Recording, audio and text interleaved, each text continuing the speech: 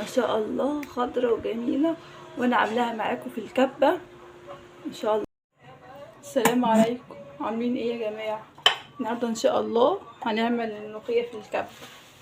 بصوا الملوخية القمر دي اهي، تمام. غسلتها طبعا، نشفتها حطها في فوطة نضيفة ونشفت. بعد ما نشفت هعملها في الكبة، تمام.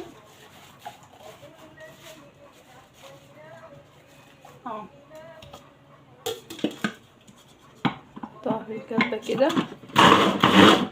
قولوا لي عملتوا اللايك ولا لسه؟ دي انا كنت عاملاها اهي في الكبة اهي، تمام. اعملوا لي لايك واشتراك في القناة وفعلوا الجرس لو سمحتوا، يعني عشانكم.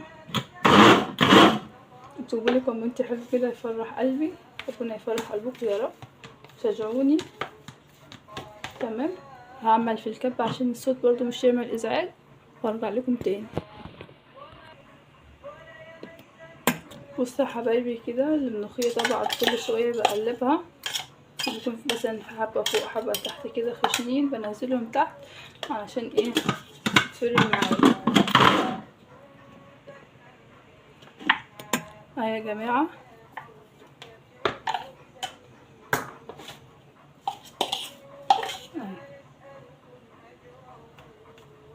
بس الحتة دي مش اتفرمت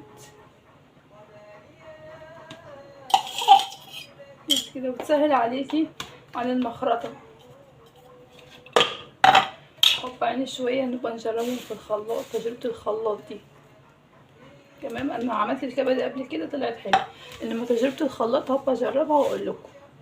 بروح جايبة كيس من كيس بلاستيك اللي هو بتاع التلاجة، وبحط فيه الملوخية بعد ما غسلتها برضو كده، بحطها في الفريزر تجمد.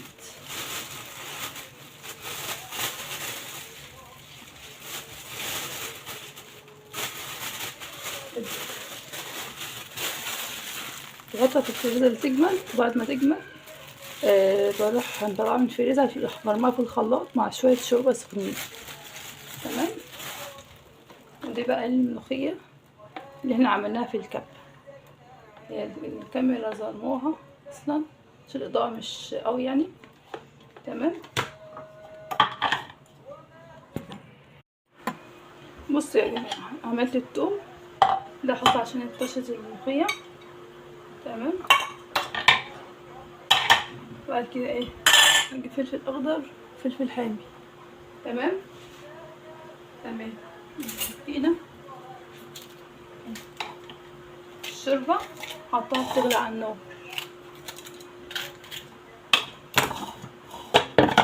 افرمهم في الكب، تمام. بصوا يا جماعة الشوربة غليت، احط فيها اللي انا عملتها الثوم والفلفل، تمام. هي باينة في الكاميرا، تمام. بعد كده بحط عليها ايه دي، بس هنروح بقى على النار بقى، تمام. حبايبي عاملين ايه؟ رجعت لكم تاني بالملوخية القبر دي. بصوا بقى، بصوا الحلاوة، ملوخية الكبة اهي، ما شاء الله اهي، اكنك عاملاها على المخرطة اهي،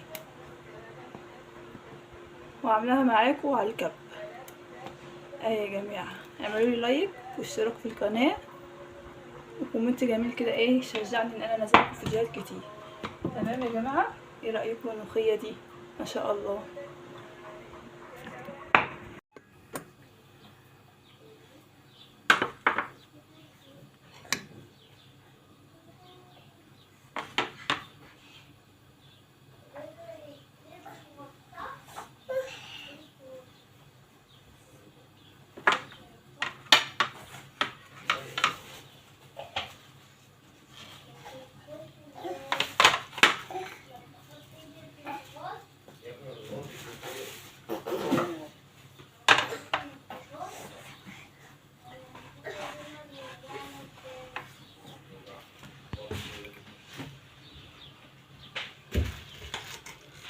ما شاء الله خضرة وجميلة، وانا عاملاها معاكم في الكبة ان شاء الله.